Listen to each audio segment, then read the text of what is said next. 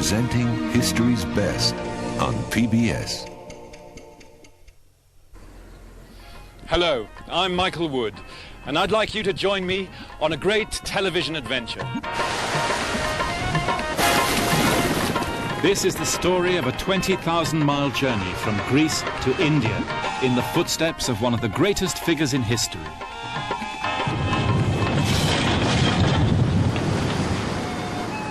It's a search through 16 countries for the truth behind the tale of Alexander the Great. At the age of 25, Alexander conquered the Persian Empire. In Egypt, they declared him Pharaoh and son of God.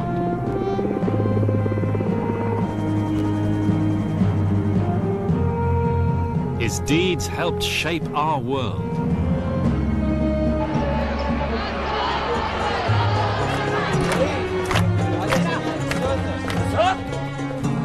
This is a 2,000-year-old war report from the heart of Asia.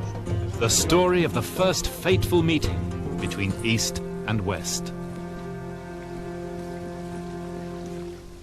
The steps of Alexander the Great was made possible in part by the Corporation for Public Broadcasting and by the annual financial support of PBS viewers like you. To learn more about Michael Wood and his journey in the footsteps of Alexander the Great, visit our website at PBS Online, www.pbs.org.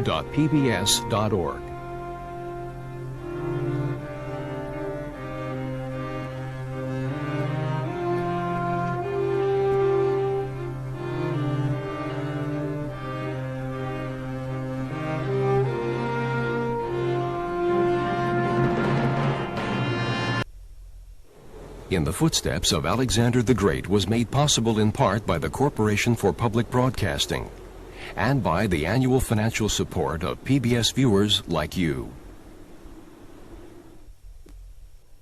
This is History's Best on PBS.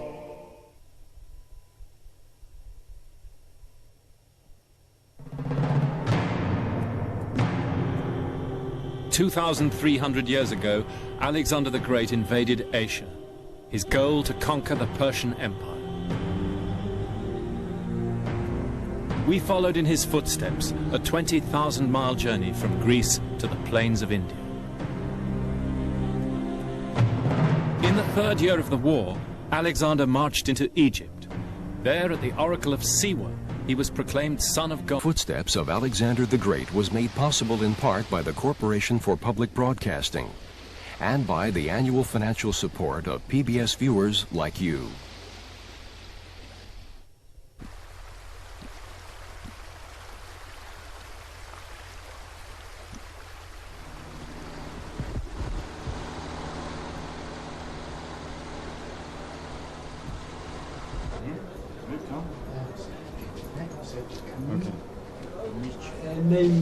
My name is Wood.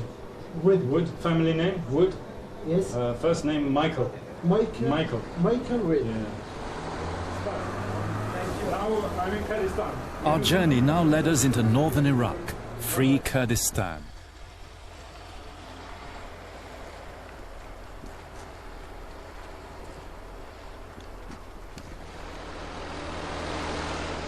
Our plan was to follow Alexander's route eastwards towards the site of his decisive battle with the Persian king Darius, the Lord of Asia.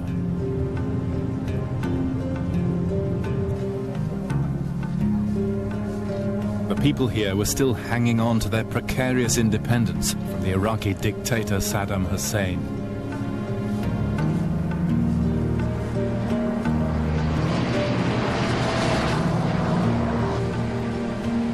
We were now on one of the great travel routes of history.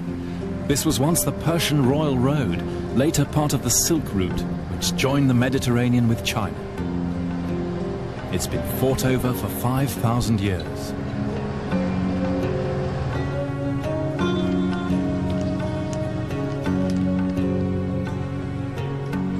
Beyond the mountains, the road comes down to a wide plain where the battle was fought. Darius had already been defeated at Issus. His wife and family were Alexander's prisoners, and he now staked everything on a battle near the town of Gaugamela.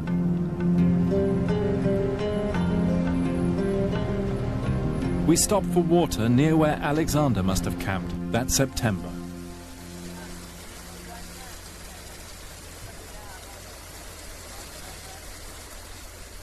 When Alexander came here, the 50-degree summer heat was dying down.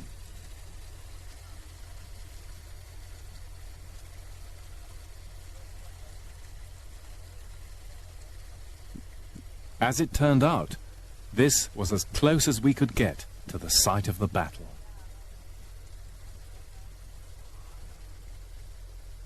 Tantalizingly, it was only a few miles to the south of us, out there on the flat plain of Kurdistan. But it lay beyond the front line of Saddam Hussein's Iraqi army and was out of reach.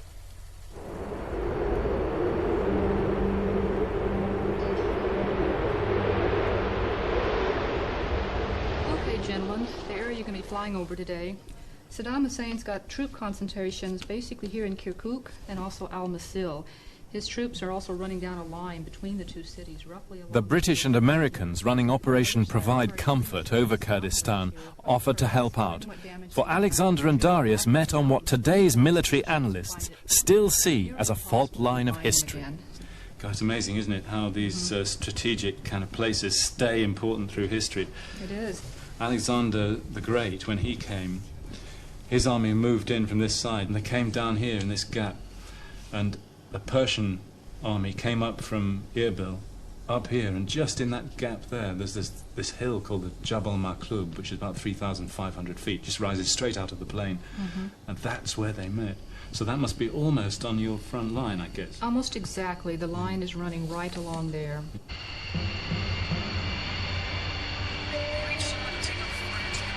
Mike Uniform Tango 1-1. Are you talking about this?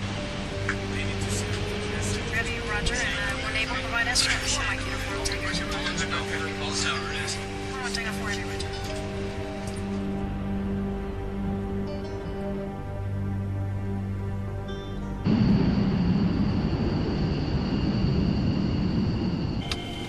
On the AWACS screens, we saw the current military situation over northern Iraq.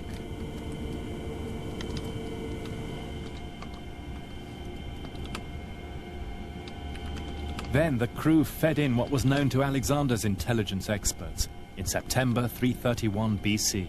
Can you bring up the rivers and things like that? The rivers certainly are under this one here. Right. The rivers and the mountains come up together. Okay, so this is the Tigris, is it? That is correct. Yeah, the Great Zab. That is correct. Yeah.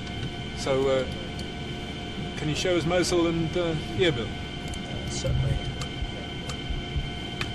Alexander probably crosses the Tigris about the 15th, between the 15th and the 20th. It would have taken them several days. Right. On the night of the 20th, there was an eclipse, which stopped them in their tracks for a moment until the army seers told them it was a good omen. And then they sighted the Persians probably about the 25th, the scouts did, and they rested for 4 days. Darius had moved up through Irbil probably about the 18th of September, crossed the Great Zab about the 23rd.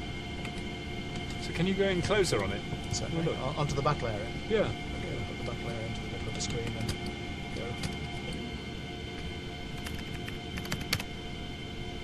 This is the moment on which Alexander's career stands or falls. His army's heavily outnumbered by the Persians, and now almost completely surrounded, but he knew that this would happen. In fact, he wanted it to happen. His plan was that his wings would hold the Persians off for long enough to see a gap open in the Persian line, through which Alexander could push with his companion cavalry to hit Darius himself. Everything depended on the discipline of the Macedonian troops, on each unit carrying out its instructions, even if they couldn't see a thing that was going on around them. And it also depended on the incredible nerve of Alexander himself, who was still only 25. Darius's greatest army was crushed. He fled back into Iran, and with that defeat, said the historian Plutarch, the power of the Persian Empire was seen to be completely overthrown.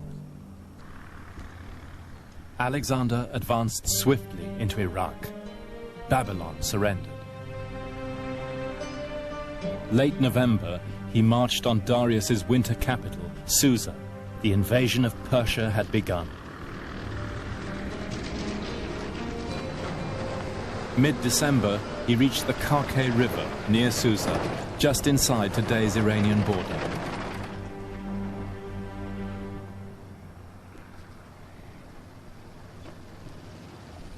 I'd brought with me an intelligence map made for the British invasion of this region in the First World War. Alexander wasn't travelling into an unknown country. Greeks had journeyed and worked in Persia for centuries before his day, and a huge amount of information would have been available. And no doubt the Macedonian general staff sent their agents into Persia to prepare intelligence dossiers on the roads and distances into the interior. Maybe even maps like this, mapping all the details that an army would need to know. Which fords were fordable by an army with heavy equipment, where the rivers were impassable, where there were navigable waterways, where there were camping grounds, where you could find good water and where the water was undrinkable. And here, marked on this map of 1915, is the ancient royal road from Babylon to Susa, running all the way across this landscape and down to Susa, Alexander's destination. It reminds us of that tale of young Alexander, the 10-year-old boy talking to Persian ambassadors back home in the Macedonian court and asking them about the details of the distances of the journey into the heart of Persia. That boy certainly knew where he was going.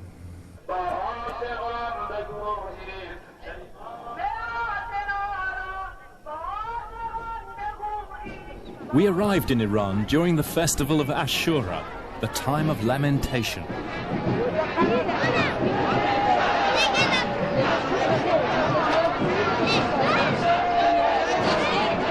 Then the streets are jammed with parades and passion plays.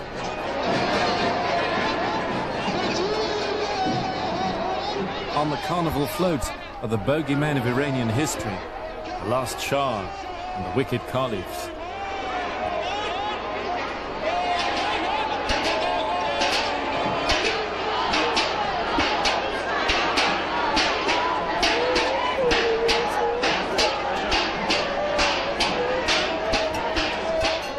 And up there with them, like a fairy tale villain, is the great Iskander, Alexander himself.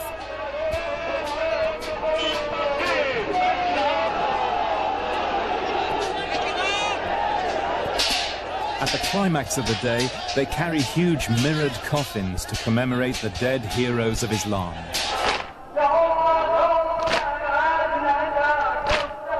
In few countries is the sense of the wounds of history so alive, the idea that the great defeats should never be forgotten. And Iran's two greatest defeats were by the Arabs, and before them, by Alexander. And that story has never been forgotten here.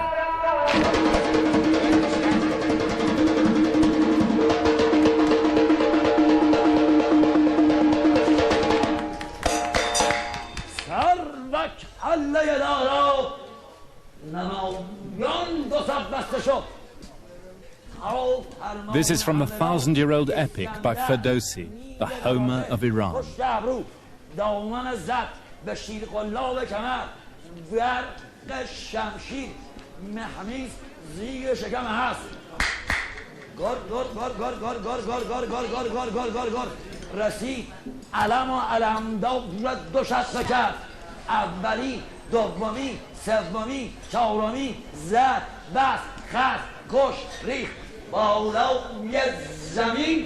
And Iran now braced itself for the Greek onslaught.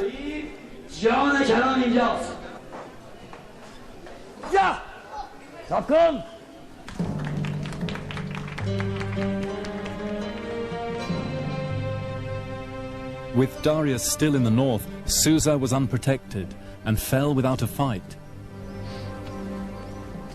The Greeks burst into the great audience hall here. Imagine it, 70-foot high columns holding up a cedarwood roof, glittering with gilt and precious stones. Alexander walked over and sat on the throne of Darius.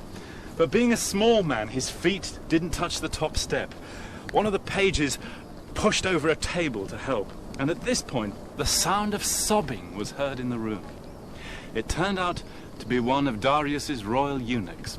Alexander asked him through an interpreter why he was so upset, and he answered, "This was the table at which my master Darius used to take his food, and it breaks my heart to see it used so disrespectfully."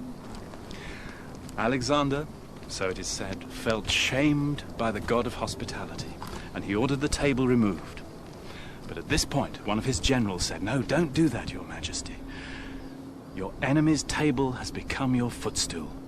Take that as an omen of your future victory."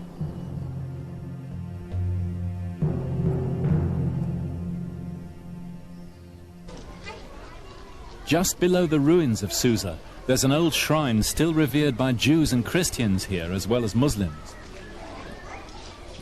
It's the tomb of the prophet Daniel, who was cast by the Persian king into the lion's den.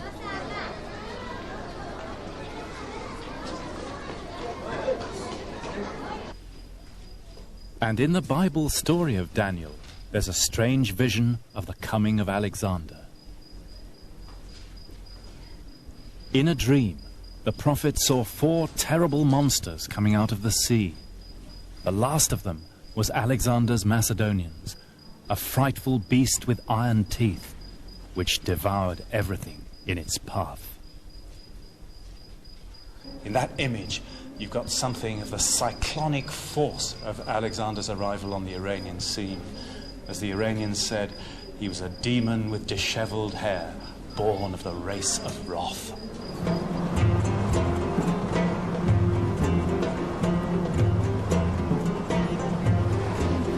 In late December, Alexander left Susa. His army doubled now, reinforced to 70,000 men by a vast flow of manpower from Greece.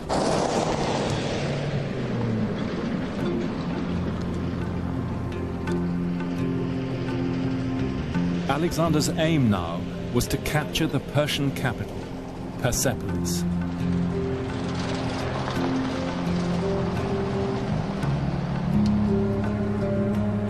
He'd sent most of his army the long way round via Shiraz, but he now took a short cut straight through the mountains to take the Persians by surprise.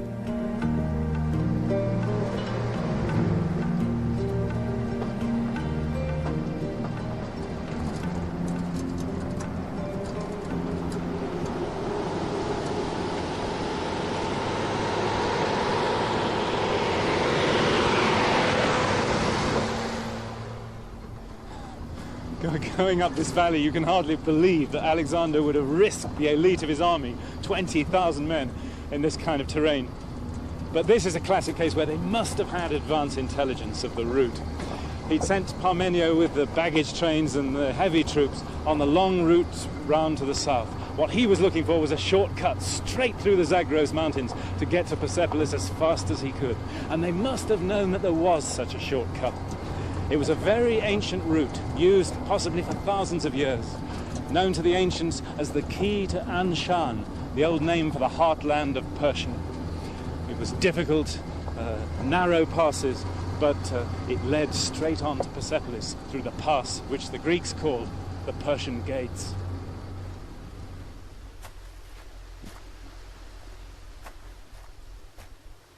But Darius's general, Ariobarzanes, had set a trap. The Macedonians had pressed deep into the Persian gates before they realized that there was any trouble.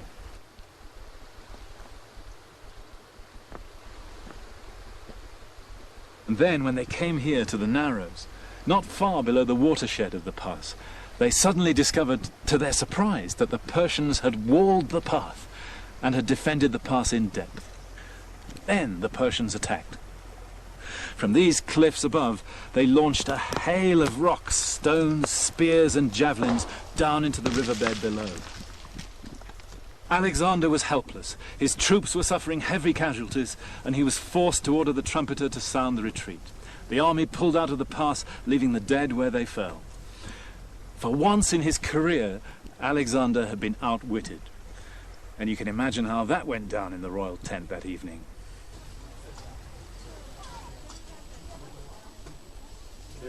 Alexander camped back at the mouth of the pass, as we did.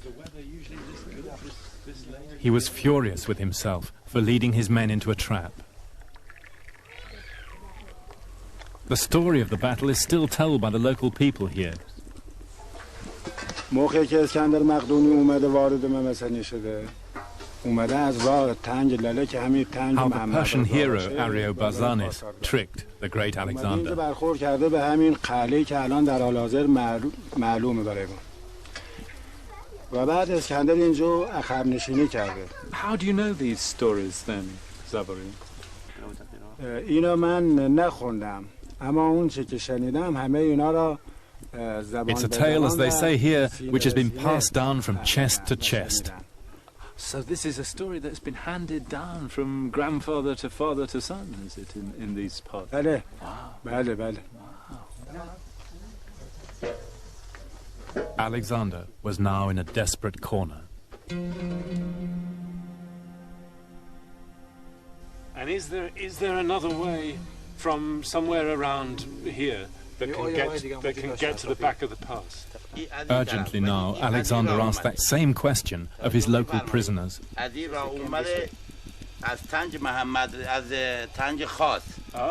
A shepherd told him there was a path, but it was impossible for an army. But Alexander had no choice. At 9 in the evening, he gave the orders to go.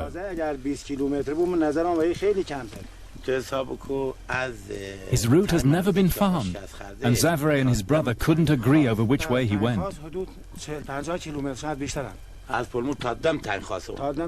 But Zavary seemed to me to be right.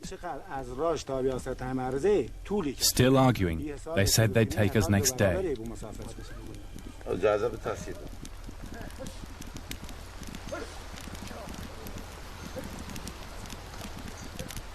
Soon after dawn, we set off. It was about 20 kilometers up to the top.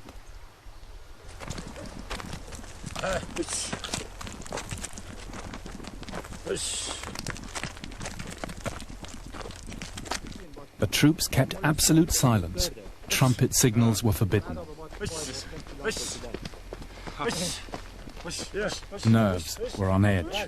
They all knew their lives were in the hands of one local guide, says the historian Curtius.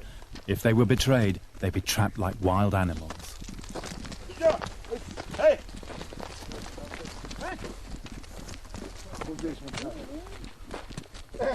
Look at this. This is exactly what the Greeks describe, isn't it?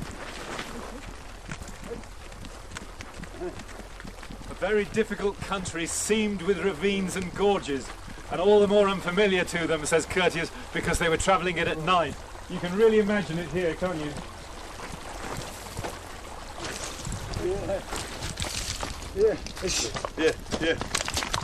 Yeah.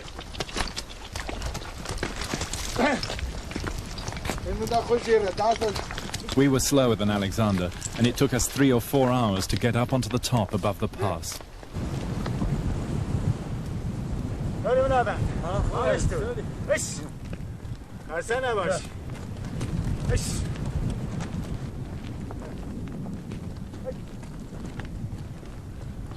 So is this it, Ali Akbar? Is this Yes. Dashti Tavil? Yeah, that's what they call it. That's the Right. Great. So this is exactly what the Greeks meant when they said, when they came up the gully and they got to the top. This is it, isn't it? Yeah. On top, at about 6,000 or 7,000 feet, there's a plateau. Here, Alexander stopped to divide his forces and take some food.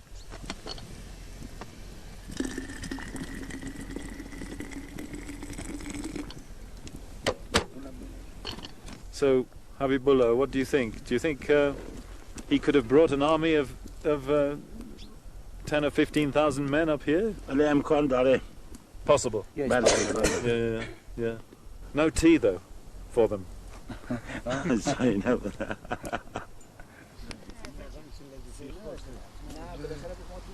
So imagine the middle of the night, a freezing January night.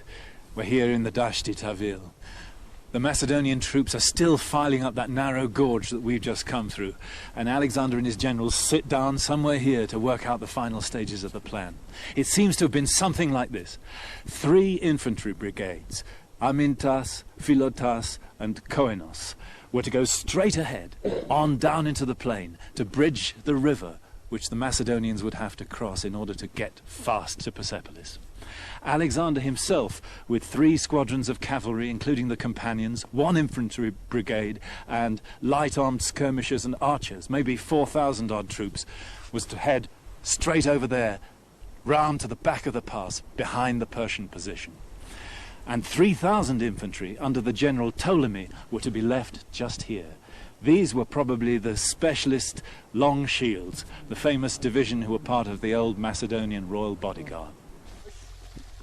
So, in the dead of night, the last stages of this incredibly risky and dangerous operation began to unfold, and on them the whole fate of the war would depend.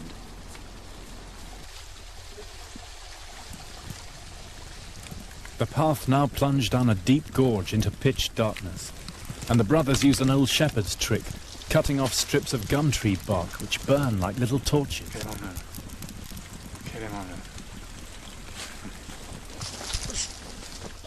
Okay. This was the worst part now, says Curtius. There was snow, and the darkness was terrifying.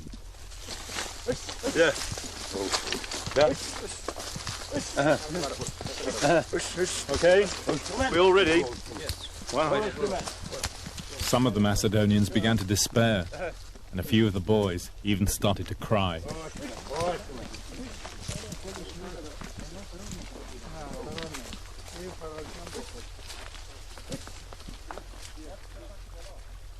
But at moments like this, says the historian Arrian, Alexander had the wonderful knack of cheering his men, calming their fears by his fearlessness.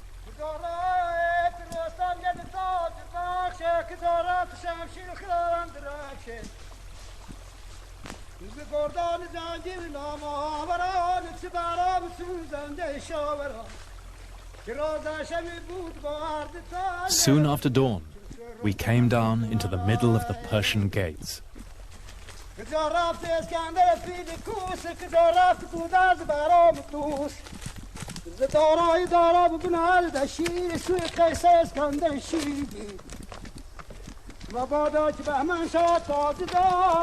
Alexander's desperate gamble had paid off. By the early hours, his night march had taken him right round to the back of the pass, behind the Persian position. Just before dawn, Alexander launched his attack on the rear of Ariobarzanes' defences. At the same time, the Macedonians sent their trumpet signals all the way down the pass to Craterus, who now moved his troops up to attack the wall where the Macedonians had been beaten the previous day. So the Persians were now caught in a pincer movement. They fell back on their inner defences, here at this place, Chargach, the place where 4 ways meet. Then Alexander launched the decisive stroke. Ptolemy and his 3,000 infantry had been left behind to come down the gorge where we came with the mules during the night, and he now launched his attack on the side of the Persian position. They were trapped on all sides. The Persians fought bravely, but they were overwhelmed. As for the shepherd who'd guided him that night, Alexander gave him a reward of 30 talents of silver, $250,000. He'd been worth every penny. Could I have another chai? Even our guides were impressed. But if I had Alexander here now, said one of them, I'd like to chop him into little pieces for what he did to Iran. He would have taken him in pieces.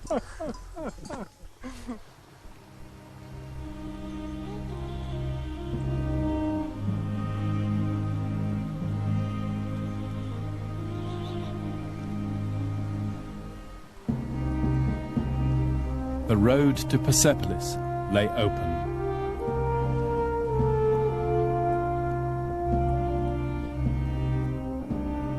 The most hated city in the world, Alexander had called it at the start of his crusade.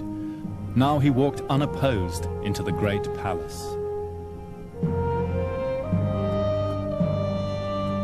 In these vast reception halls, 10,000 courtiers had used to gather to greet the Persian New Year.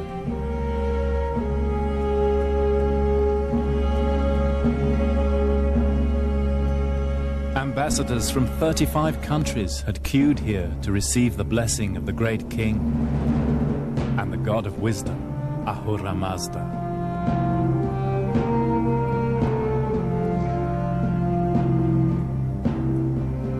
Here had come Ionian Greeks bearing gifts of dyed cloths and beehives. Indians with hump-backed cows. Scythians from Central Asia with gold and fine clothes.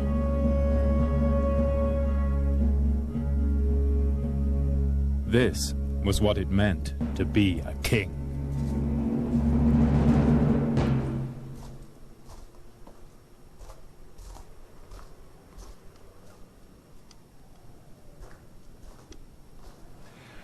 Here in the royal apartments, Alexander would have seen images of the great kings from the Persian past.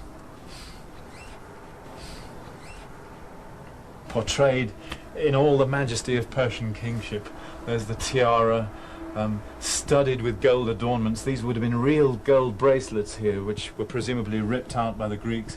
He would have had facial cosmetics, the beautifully curled beard, and attended by all the flunkies of the court, the bearer of the ointment pot, and the towel, and the fly whisk, and the sunshade.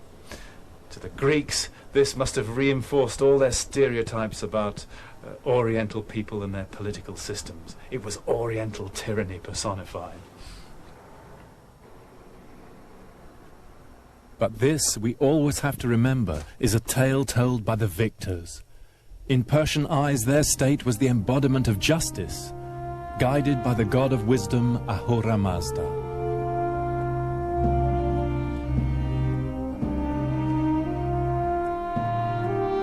Alexander had moved on Persepolis so fast that he found the treasury intact, 3,000 tons of gold and silver bullion, more than the reserves in Fort Knox.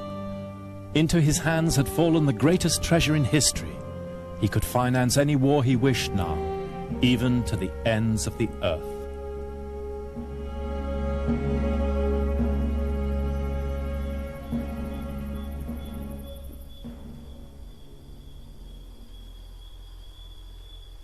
Oh, hello. Thank you very much. Thank you, that's lovely. Good night. That night I stayed in the old hotel below the palace ruins, just where Alexander must have pitched his tent. He waited here now for 3 months. Darius was still at large in the north, and no Persians came to acknowledge Alexander as king. There were arguments among the Greeks about what to do next, especially over the palace, the symbol of Persian power. Some thought the crimes committed by the Persian kings in Greece 150 years before required further punishment. No one knows precisely what happened next, but the legend told by the Greek historians was so famous, it has become fact.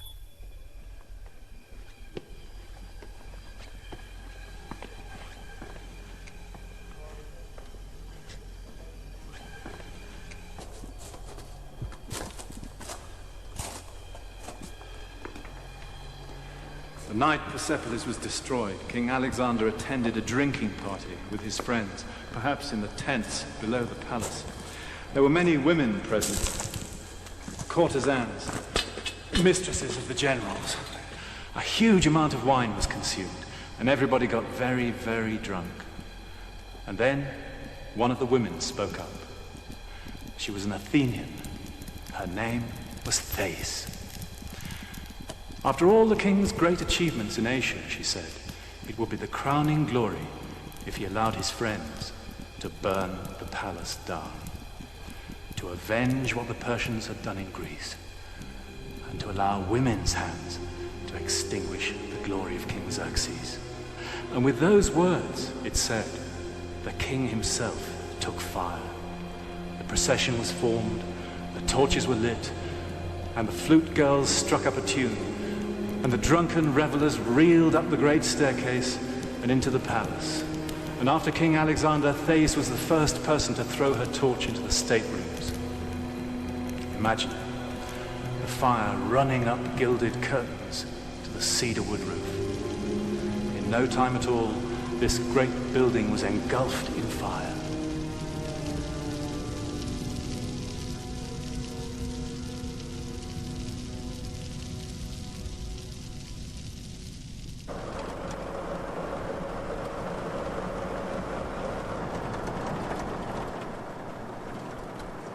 But that still is the Greek story. How did the Persians see it? Deep in the mountains fringing Iran's great salt desert, there's a shrine by a sacred spring.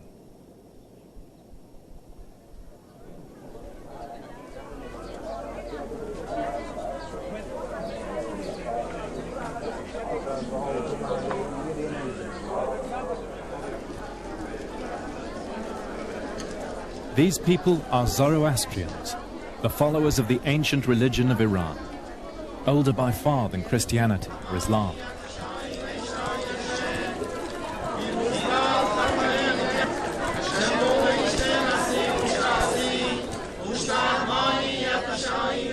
And the Zoroastrians have preserved the Persian story of Alexander's conquest. Their prophet Zoroaster, who'd lived 1,000 years before Alexander, had been praised by the king's teacher Aristotle.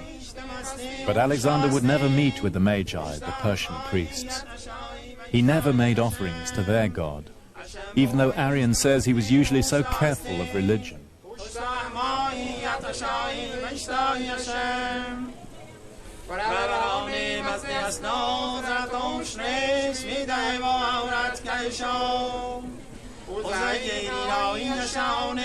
In fact, the Zoroastrians say he persecuted them and desecrated their temples.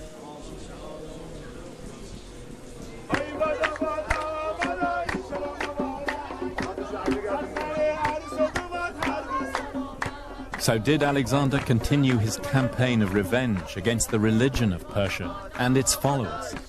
On this, the Greek historians say nothing.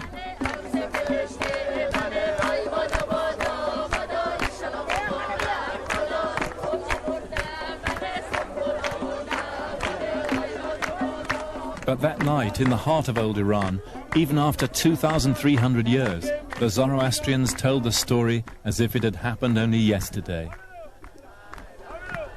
As you know, and we accept this, and we know he was a great military man, and he conquered many little countries, and finally he defeated our empire, and he took over the palace of Persepolis. He burned out the palace, and he got drunk, and again he slaughtered our priests. He made forcibly our youngsters, girls and boys, to marry Greek soldiers. And the worst of all, he burned our scriptures, our religion, Bible, which is called Gatha, and it's the word of our prophet Zoroaster.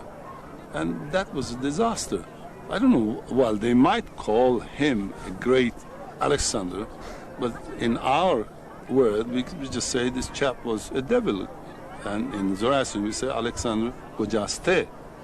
That means Alexander the cursed.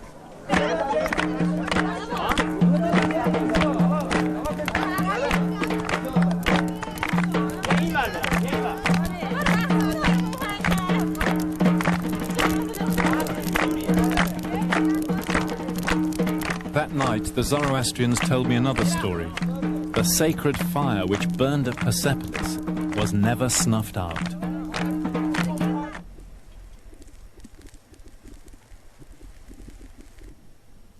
For more than 2,000 years, they believe it's been kept alive, carried from place to place. And today, in a village in the Yazd plain, it still burns. The fire before which Darius worshipped.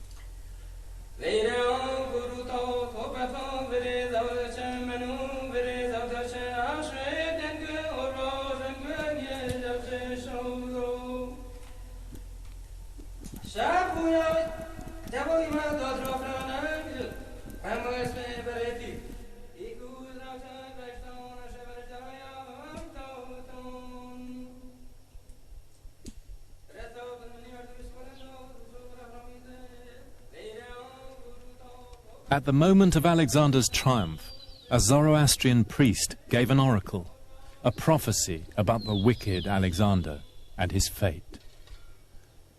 All Asia will suffer his evil yoke, it said, for he's the devil's disciple, and our earth will be deluged in blood.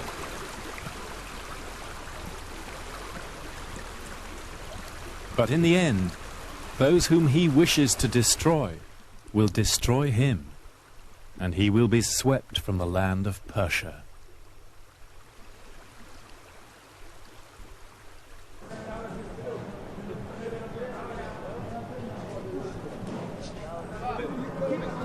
Alexander's final pursuit of Darius took him along old caravan routes, little used now save by long-distance lorry drivers, one of whom offered to take us.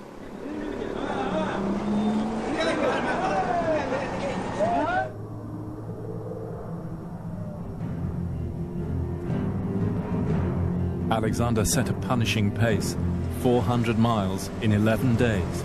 More than half his horses died in the summer heat.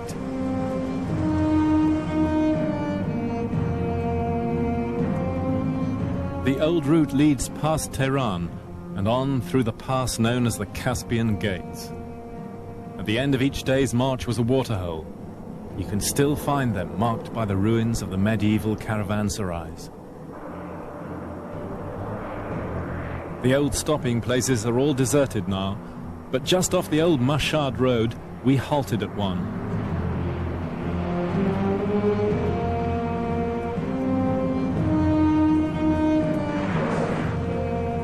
Darius must have camped somewhere like this on his last tragic night.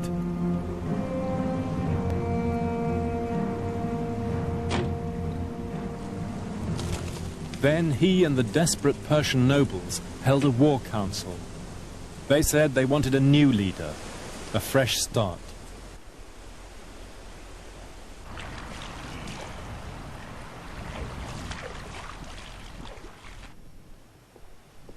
They proposed that for now the king's kinsman Bessus should take over the reins of power. Perhaps, they said, God may then look upon us with more favor. Subhana Rabbiyal A'la wa bihamdih. Allahu Akbar. Darius refused to give up the crown, and they arrested him and bound him in golden chains. And then from the royal tent came the sound of wailing, as the king's servants wept for their king and for their whole world.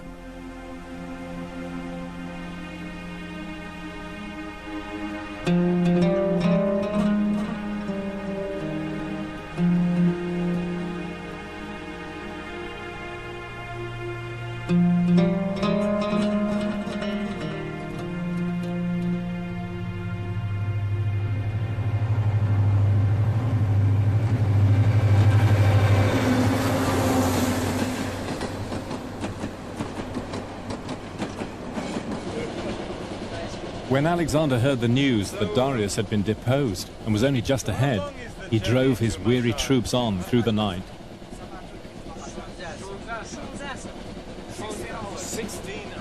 To follow his route, we picked up the slow train to Mashhad. How long now between Semnan and Gerdab? Just 1 hour. The route that Alexander took in that last headlong dash to try and overtake Darius has never been discovered. But when you look at the map, it's obvious. The railway contractors, who were also practical men, faced exactly the same problem: how to avoid the mountain. They needed the easiest gradient possible.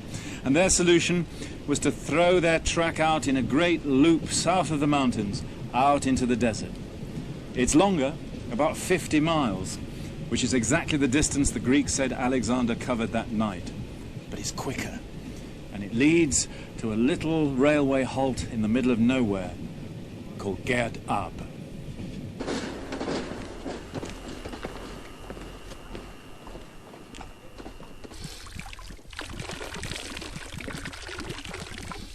Just below the station is a long dried-up wadi which circles the hills.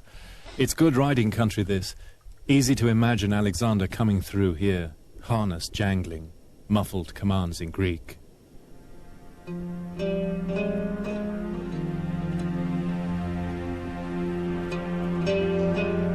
At first light, Alexander caught up with the Persians. Bessus and the others told Darius to ride on. He refused, and they stabbed him and fled. They left him to die at a waterhole just off the road.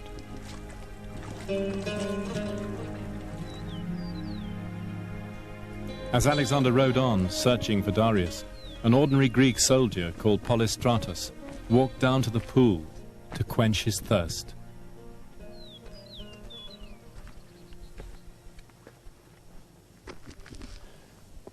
By the edge of the pool, Polystratos saw a covered wagon, the animals wounded with spears.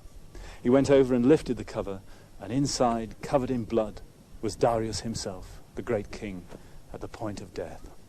Polystratus filled his helmet with some water and gave the king a drink, and then Darius held his hand and gave him a message to take to Alexander. He thanked him for treating his mother and his wife and children so honorably. Very Persian thing to say, that is. And he also gave a prayer, hoping the gods would look favorably upon Alexander, and that he, in his turn, would rule the earth just as Darius had done. Then Darius died. The exact spot has never been found, but it was here, surely, at Abkhore, which means the place where you can find drinking water.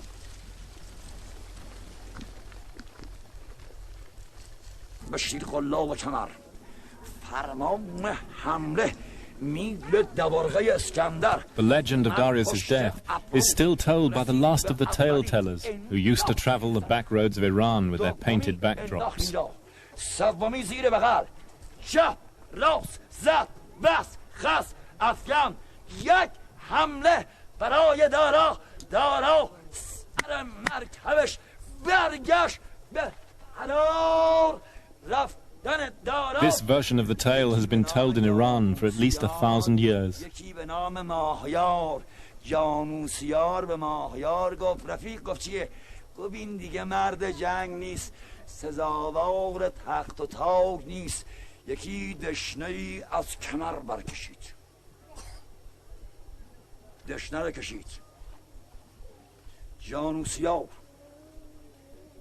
بزد سینه نامور بردارید.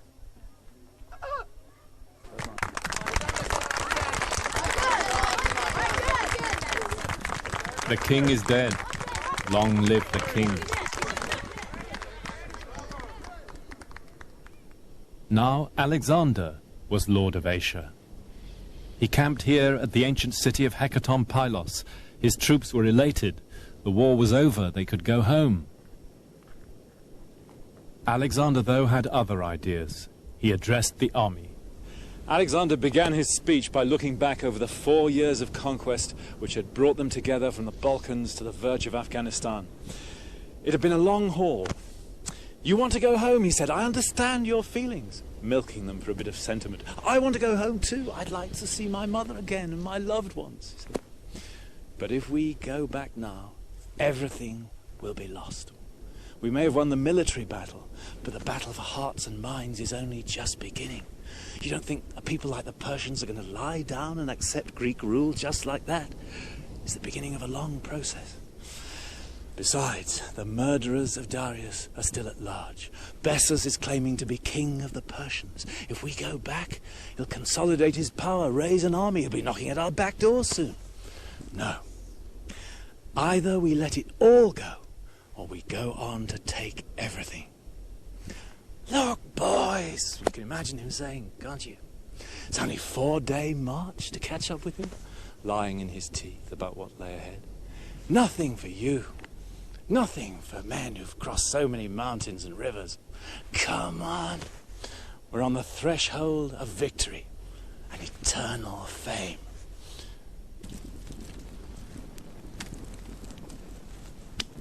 Once again, Alexander had won them over.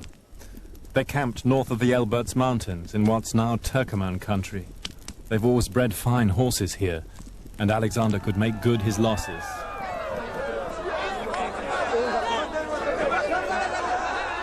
To keep up morale, he held games, horse racing and wrestling.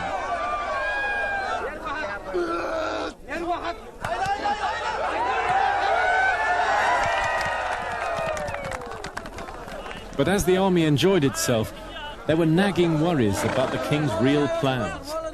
A rumour had now spread that he really wanted to go on and conquer the whole world.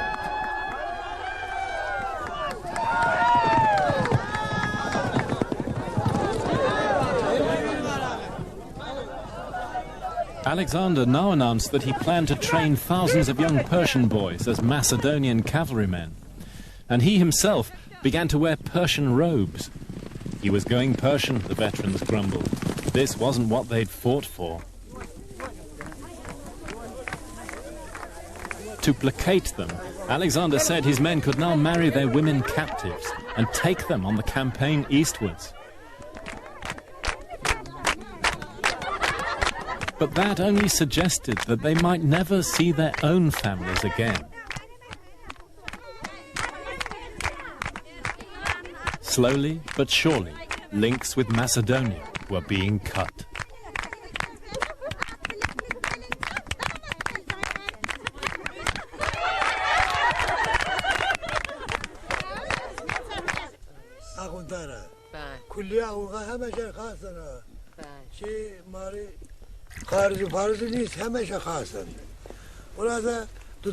That night, the Turkomans told me tales of Alexander, who's one of their great folk heroes.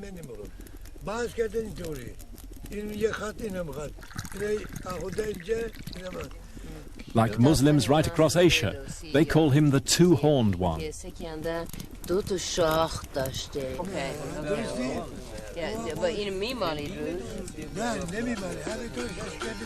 Adam olyan arayar pelek senin Acıl donun al ha biçer gider. In their songs, Alexander climbs the heavens, plumbs the oceans and finds the spring of eternal life. And he meets a tribe of female warriors, just as he does in a famous Greek tale.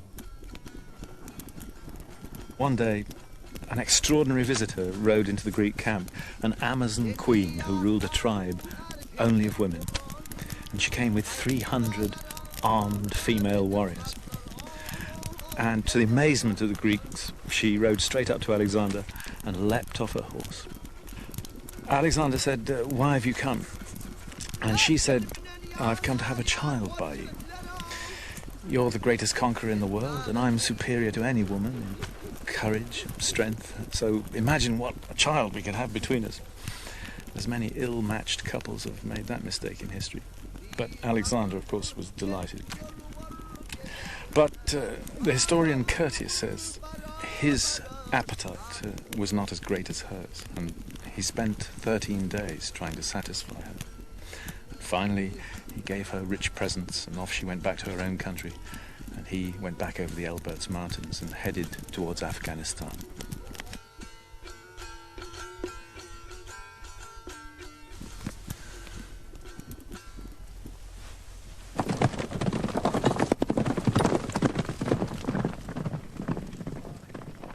Before he marched east, Alexander moved into the northernmost province of Iran, by the Caspian Sea. And riding in his track, we entered ancient Hyrcania, the land of wolves. Our guide was Louise Ferrouz, who's lived out here with the Turkomans for 30 years.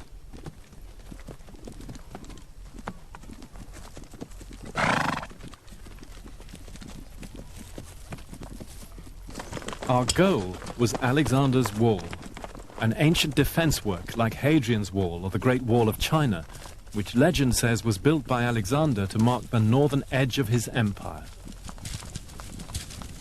Off to your right is the beginning of Central Asia here, and on the left, on the other side of Alexander's Wall, is the beginning of the Middle East.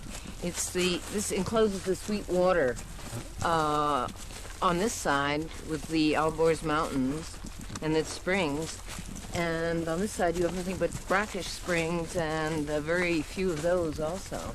So that's civilization and this is nomads. That's right. The great divide of history. Yes.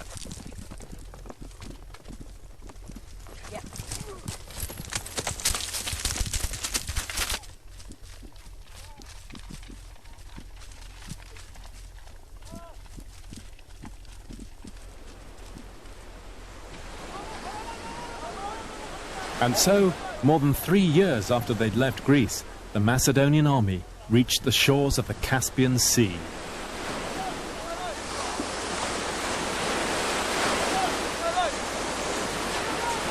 Well, after a year's campaigning in Iraq and Iran, it must have felt good to get to the seaside. And no doubt they all had a swim on this beach. We certainly know that they tasted the water because the Greeks mentioned that they found it a lot less salty than the Mediterranean. That should have told them something. But here, for the first time in the story of the expedition, they reached the limits of their knowledge. They didn't know, as we do, that the Caspian is a landlocked sea. For all they knew, and for all that the fishermen here could tell them, this was simply a gulf of the great ocean which encircled the whole of the inhabited earth, Europe, Africa, and Asia. You could sail out there and turn off to the left and go all the way around to northern Europe and Britain. You could sail off that way all the way around the world to India. It was the first hint, perhaps, that the world was a lot bigger than they could ever have imagined.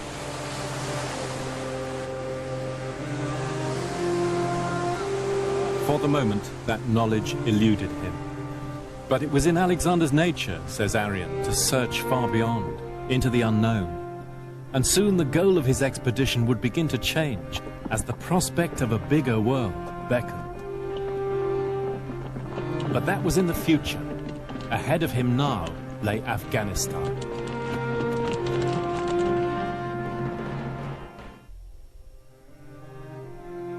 To learn more about Michael Wood and his journey in the footsteps of Alexander the Great, visit our website at PBS Online, www.pbs.org.